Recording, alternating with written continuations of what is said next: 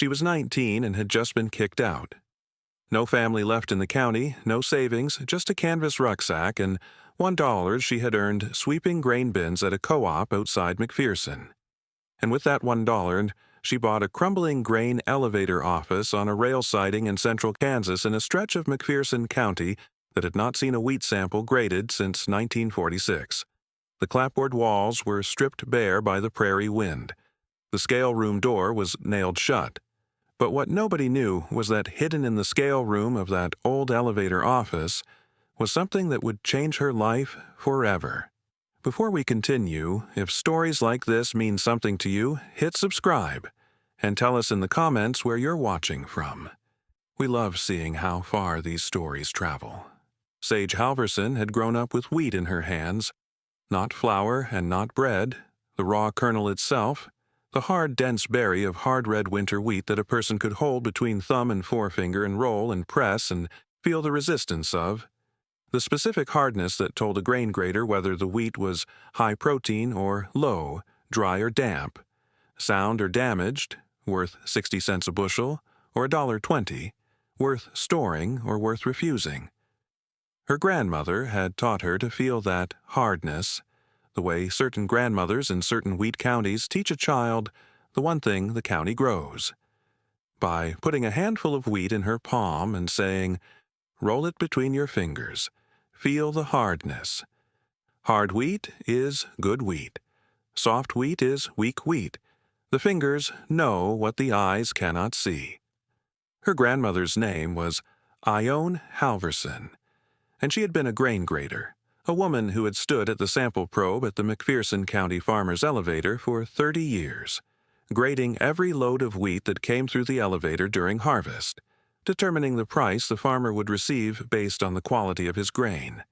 Ione had not been a laboratory technician with a moisture meter and a protein analyzer. Ione had been a hand grader, a person who could tell you the grade of a load of wheat by looking at a sample, feeling the kernels, smelling the grain, and knowing, from 30 years of grading, whether the wheat was number 1 hard red winter, number 2, number 3, or feed grade, and whether the farmer deserved the premium or the dock.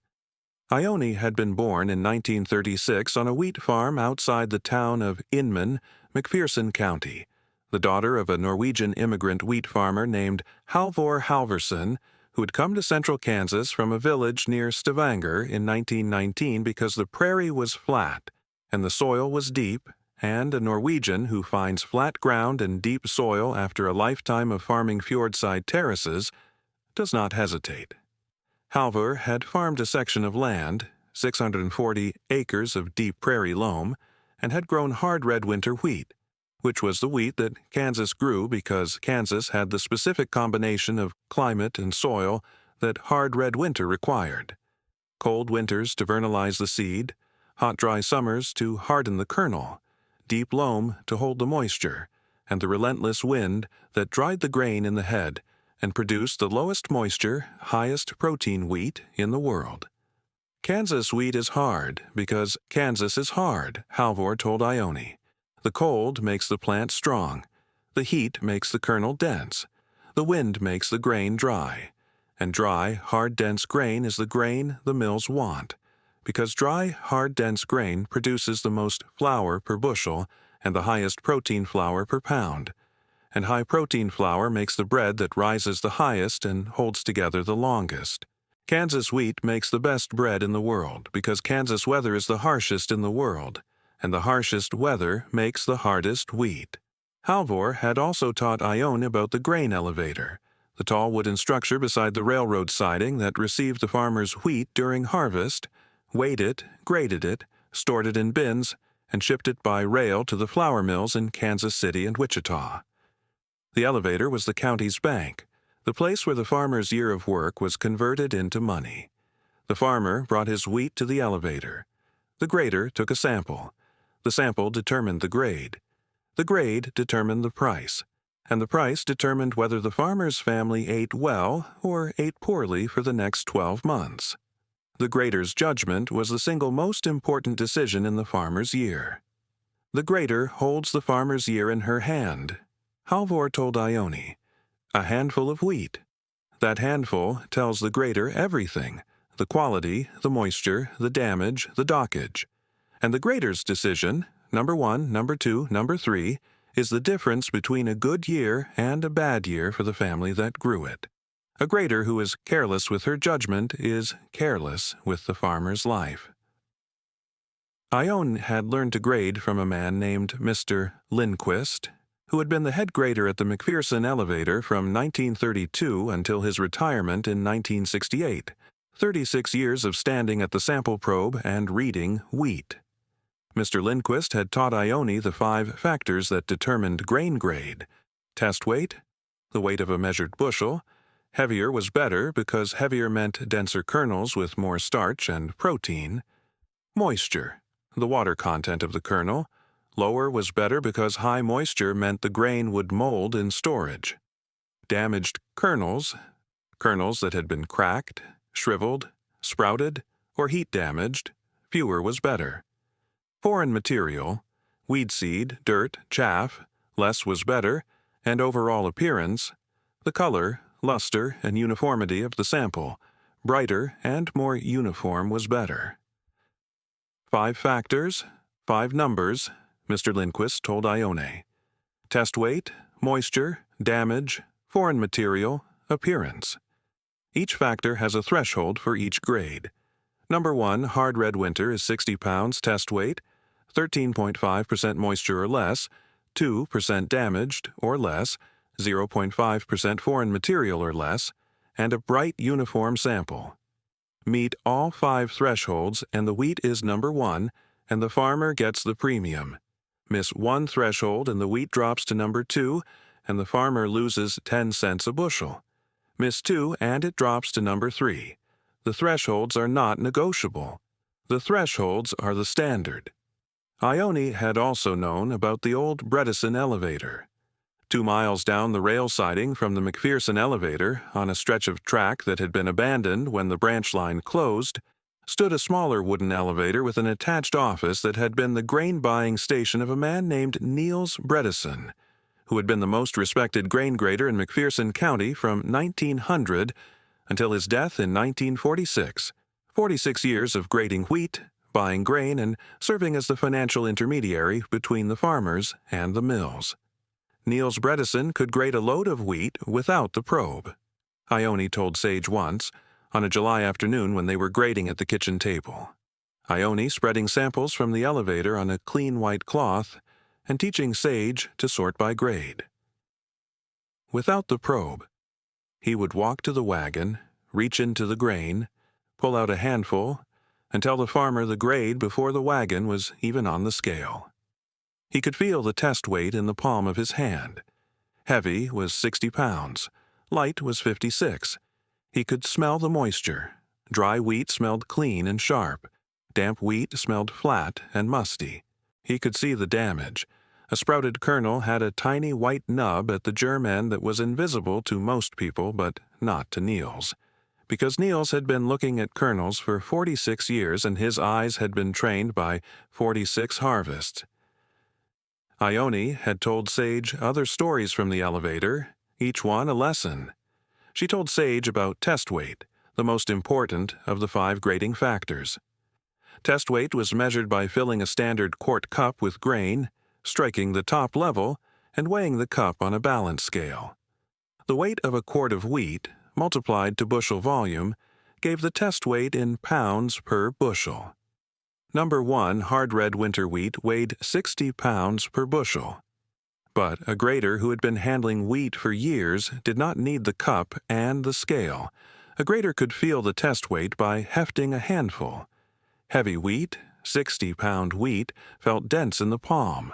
The kernels packed tight, the weight surprising for the volume. Light wheat, 54-pound wheat, felt airy. The kernels looser, the weight less than expected. The hand is a scale, Ione told Sage. A trained hand can feel 2 pounds per bushel. 2 pounds is the difference between number 1 and number 2. The hand knows. She told Sage about moisture. Wheat had to be below 13.5% moisture to grade number 1, because wheat above 13.5% would mold in storage, and moldy wheat was ruined wheat. A grater could estimate moisture by biting a kernel. Dry wheat cracked between the teeth with a sharp snap, like biting a piece of glass. Damp wheat compressed between the teeth with a soft give, like biting a piece of leather. The snap told you the wheat was dry. The give told you the wheat was damp. Bite the kernel, Ione told Sage. If it snaps, it's dry.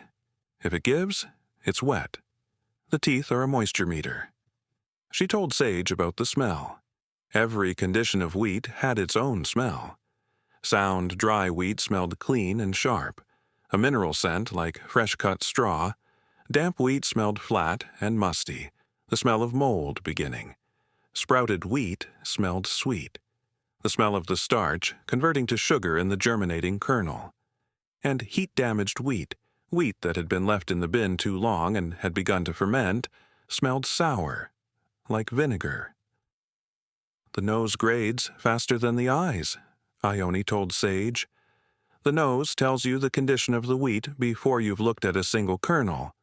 A grater who smells sour walks away from the load. Ione had married a man named Leif Halverson, a cousin, a wheat farmer who had farmed the family section for 20 years and who had brought his wheat to the elevator every July, and who had watched his wife grade his own wheat with the same exactness she applied to every other farmer's load, and who had understood that a wife who docked her own husband's wheat for 2% damage was a wife whose integrity was professional and whose standard did not bend for family. Leif had died in 2003. Ione had continued alone. Ione and Leif had had one daughter, a woman named Solveig, who was Sage's mother. Solveig had left McPherson County at 19, had moved to Wichita, had worked at a call center, had had Sage with a man named Todd, who had driven a delivery truck and who had left Solveig when Sage was 5.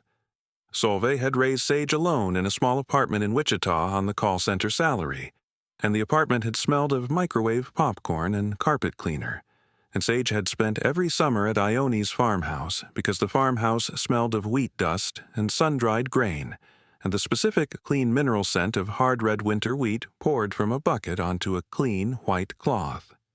Sage had been at the farmhouse every summer from the age of 5 and every harvest from the age of 7. Ione had put her to work immediately, at the sample table, at the grading cloth. Ione had taught Sage to read the kernel at 6. She had poured a handful of wheat onto a white cloth on the kitchen table and had said, "Pick up one kernel. Look at it. See how it's dark red? That's the color of good hard red winter. Now feel it. Squeeze it between your thumb and finger. Hard, isn't it? That's high-protein wheat. A hard kernel means high protein. A soft kernel means low protein. Now bite it." Sage had bitten the kernel. It cracked. "That snap means it's dry," Ione said. "Dry and hard and dark red. That's a number 1 kernel."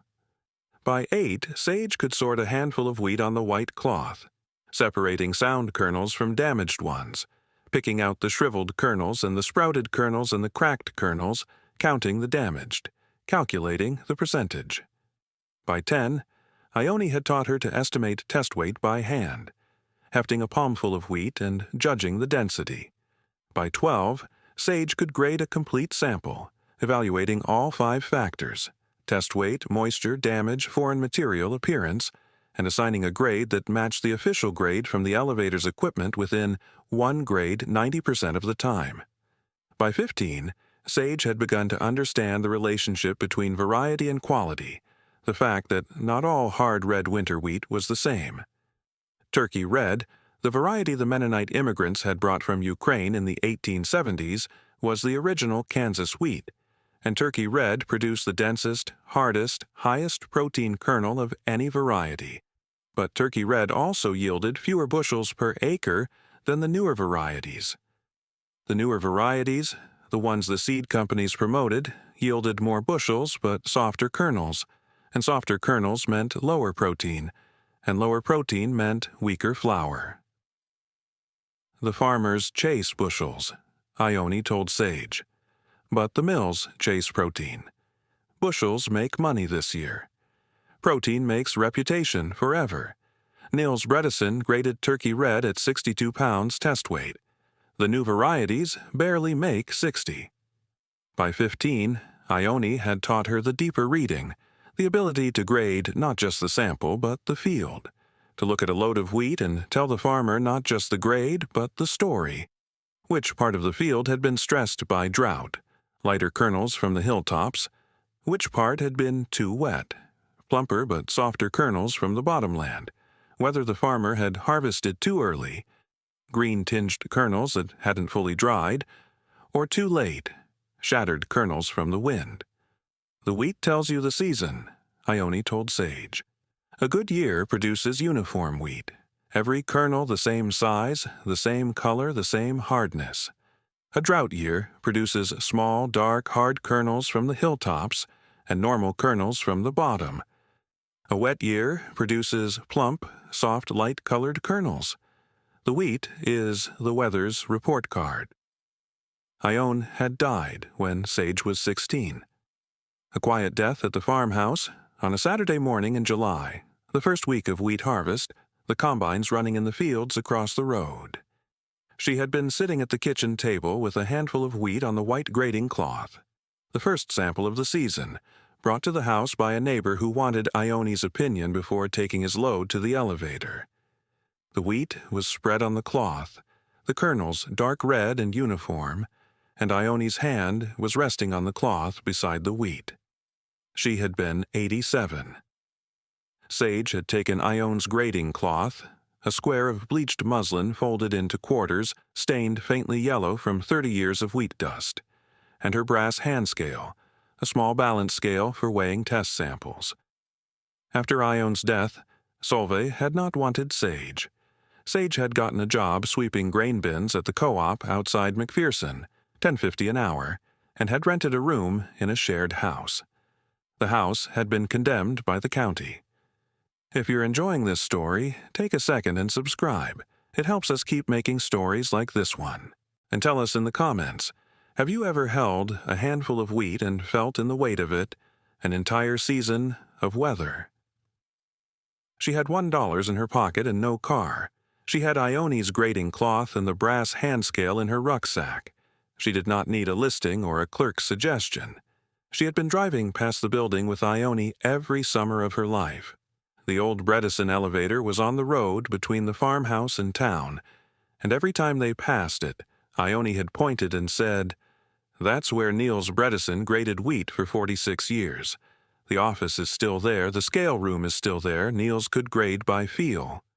She walked to the McPherson County Clerk's office in McPherson the next morning. The clerk, a man in his 60s named Mr. Jansen, stamped the deed and handed Sage an iron key on a loop of binder twine. "The Bredesen elevator office on the old siding," Mr. Jansen said. "Niels's granddaughter brought this key to this office in 1947 and said, 'Give it to whoever reads the kernel.' We held it." He looked at Sage. "Ione Halverson was your grandmother?" Sage said, "Yes, sir." Mr. Jansen said, "Ione graded my family's wheat every harvest for 20 years. She docked me a grade 1 year for 2.3% damage." I was angry. I said 2.3 was barely over the threshold. She said, "Barely over is over. The threshold is the threshold." She was right. The standard doesn't bend. She hitched a ride down the siding road that afternoon. The elevator office stood at the end of the abandoned track exactly as Ione had described. A clapboard building attached to the base of a tall wooden grain elevator, the elevator's bins empty and weathered, the clapboard office stripped bare by the wind. The rail siding was rusted and half buried in prairie grass. She put the key in the lock. It turned. 2 rooms. The front room was the buying office. A wooden counter, a set of grain price boards on the wall, the last prices still chalked. HRW 1.42, July 1946. A wooden chair, a window looking out at the siding where the wagons had once lined up during harvest. The back room was the scale room, a small windowless chamber with a floor scale for weighing grain wagons, a sample probe mounted on the wall, a long brass tube for drawing grain samples from a loaded wagon, and a heavy oak grading table with a zinc top for spreading samples. The grading table had a drawer, a deep drawer beneath the zinc top, fitted with a brass lock. Sage worked the lock with the tip of Ione's hand scale. The lock was old. It opened. Inside the drawer, wrapped in oilcloth, were a leather tool roll, a heavy canvas pouch, 3 sealed tin canisters, and a thick leather-bound book. The tool roll held a matched set of grain grader's tools, a brass sample probe identical to the one on the wall, but smaller, a hand probe for drawing samples from individual sacks, a brass test weight cup and striker bar, a jeweler's loop for examining individual kernels, a brass moisture can with a screw lid for weighing wet and dry samples, a set of grading sieves in 3-mesh sizes for separating foreign material, and a small brass hand scale identical to Ione's. Each tool was stamped NNB, Niels Bredesen. The 3 sealed tin canisters, each one about the size of a coffee can, sealed with wax around the lid, were labeled in Niels's handwriting. Hard Red Winter, Harvest 1945, Bredesen Farm, Grade No. 1, 61 lbs, test weight, 12.8% moisture. Hard Red Winter, Harvest 1930, Bredesen Farm, Grade No. 1, 62 lbs, test weight, 11.9% moisture, best wheat of the decade. Hard Red Winter, Harvest 1910, Bredesen Farm, Grade No. 1, 60 lbs, test weight, 13.1% moisture, first harvest from this section. 3 canisters, 3 harvests, spanning 35 years, each one a sealed time capsule of the best wheat from the best year of its decade. The canvas pouch held gold coins, 34 Liberty Quarter Eagles, dated between 1900 and 1945. The coin dealer in McPherson valued them at approximately $22,000. The book was a grain journal, page after page of handwritten entries recording every harvest Niels had graded across 46 years. Each entry noted the date, the farmer, the variety, the test weight, the moisture, the damage percentage, the foreign material, the assigned grade, and a 1-line quality note. July 18, 1929, Halverson Farm, Hard Red Winter Turkey variety, 62 lebes, 11.4% moisture, 0.5% damage, 0.1% foreign, grade No. 1 premium, the driest wheat I have graded in 29 years, the kernels ring when dropped on the zinc. This is what Kansas can produce in a perfect year. 46 years of harvests. The journal was the agricultural record of McPherson County, the quality of every farmer's wheat every year for half a century. Tucked inside the front cover was a folded letter. To whoever opens this drawer, my name is Niels Bredesen. I have graded wheat at this elevator from 1900 until today, the 14th of July, 1946. I am 68 years old. The machines have come. The machines measure moisture with electricity and test weight with a digital scale and damage with a camera. The machines are faster, but the machines do not smell the grain. The machines do not bite the kernel. The machines do not feel the weight in the palm. I am leaving my tools and my savings and 3 canisters of the best wheat I have ever graded, and my journal in the scale room, because the scale room is where the judgment was made, and what is stored beside the scale will be found by someone who understands the weight. Grade a kernel. Niels Bredesen, grain grader, 14th of July, 1946. Sage read the letter twice. Then she pried the wax seal from the oldest canister, 1910, the first harvest, and lifted the lid. Inside, the wheat was dark and hard and dry, 78 years in a sealed tin, the moisture held at 13.1% by the wax seal, the kernels unchanged because wheat stored dry does not deteriorate. She scooped a handful and held it in her palm. The wheat was heavy, heavier than it looked. The way 60-pound wheat was always heavier than it looked. The density surprising. The kernels packed tight against each other. She rolled the kernels between her fingers and felt the hardness, the specific glassy resistance of high-protein hard red winter. the kernel that did not compress, the kernel that snapped when bitten. She did not cry, and she did not speak. She simply held the wheat and felt the weight and understood that the handful she was holding was a season of Kansas weather from 1910, the cold winter that vernalized the seed, the hot dry summer that hardened the kernel, the wind that dried the grain, all of it compressed into 30 grams of dark red wheat in her palm.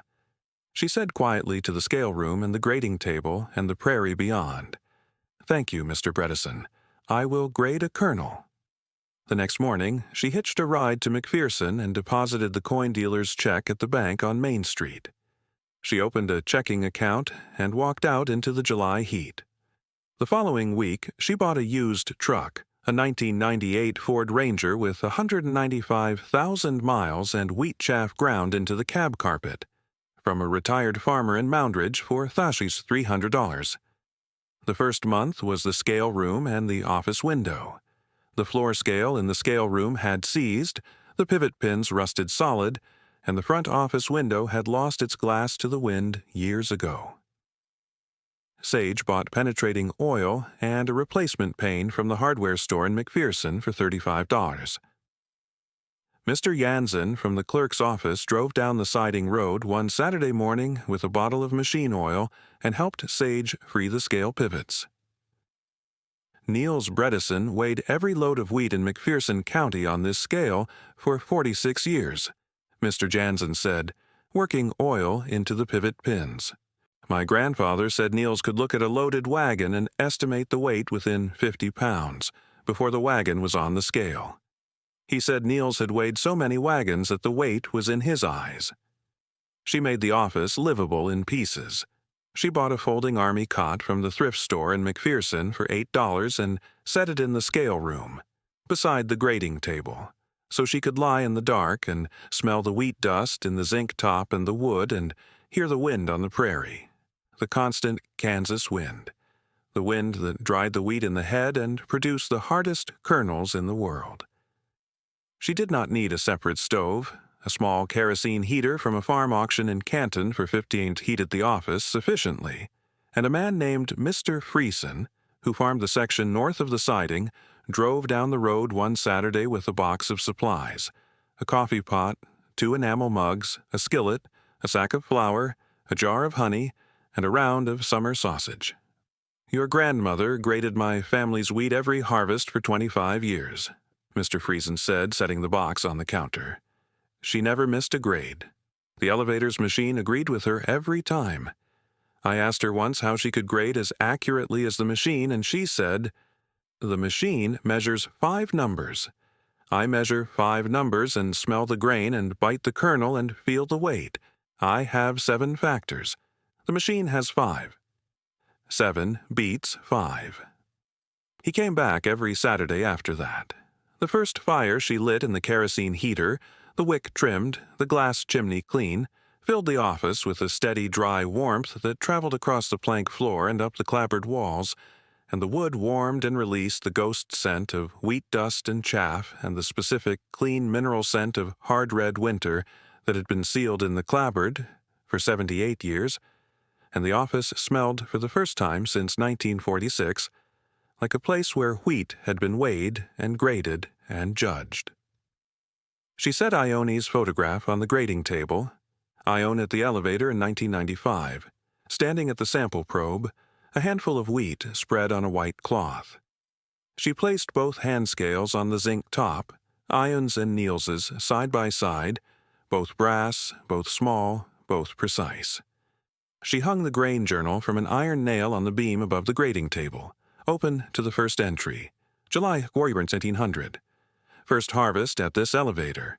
Hard red winter, turkey variety, 59 lobes test weight, 13.4% moisture. Sound wheat. The prairie is producing. She set the 3 sealed canisters on the windowsill, 1910, 1930, 1945, 3 decades of the best wheat McPherson County had ever grown. She got a job in her second harvest. The McPherson County Co-op hired her as a seasonal grader 2 months a year during wheat harvest, because the manager, A man named Mr. Unruh had heard from Mr. Jansen that a young woman at the old Bredesen office had Niels Bredesen's grading tools and could grade wheat by hand. Mr. Unruh had driven to the siding and had given Sage a blind test. 10 samples from 10 farmers, each one already machine graded. Sage had graded all 10 by hand, feeling, biting, smelling, weighing on the brass scale, and had assigned grades to all 10. 9 of the 10 matched the machine grade exactly. The 10th, Sage had graded 1 grade lower than the machine. Mr. Unruh had retested that sample on the machine. The machine had been wrong. A calibration error. Sage's grade was correct. The hand caught what the machine missed, Mr. Unruh said. Sage said, "The machine measures 5 numbers. I measure 5 numbers and smell the grain and bite the kernel and feel the weight. 7 beats 5. On a clear evening in the late July of her 22nd year, Sage sat on the loading dock of the elevator office and watched the last copper light fade across the wheat fields. The wheat was ripe, golden and heavy, the heads bending in the evening wind, the combines visible in the distance throwing dust into the copper sky. Inside the office, the grading table held the day's samples. 10 farmers' loads graded, 10 grades assigned, 10 farmers paid, and the grain journal hung open, and the 2 scales sat on the zinc, and the 3 canisters glowed on the windowsill in the last light. She thought about Niels, who had stood at that table for 46 years grading every kernel that came through the elevator, because he had understood that the grade determined the price, and the price determined the farmer's year, and a grader who was careless with her judgment was careless with the farmer's life. She thought about Halvor, who had farmed a section of Kansas prairie because the cold made the plant strong, and the heat made the kernel dense, and the wind made the grain dry. And she thought about Ione, who had graded wheat for 30 years, and who had taught a 6-year-old to roll a kernel between her fingers because the fingers knew what the eyes could not see.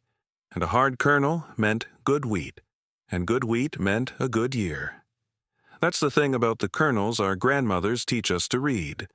We do not always know, when we are 6 years old and rolling a single kernel of wheat between our thumb and forefinger on a kitchen table, that the rolling is, itself, the trade.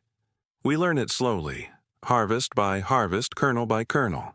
And then, 3 years after the old woman dies, we open a drawer in a grading table and find the tools and the canisters of the man who graded wheat for 46 years, and we understand what she had been teaching us. She had been teaching us that hard wheat is good wheat.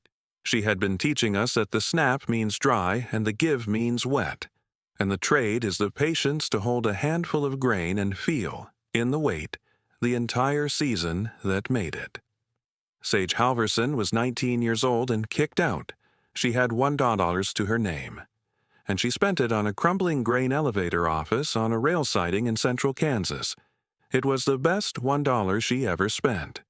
If this story moved you, share it with someone who needs to hear it. And if you haven't already, subscribe and turn on notifications so you never miss a story. Thank you for being here. See you on the next Quiet Road.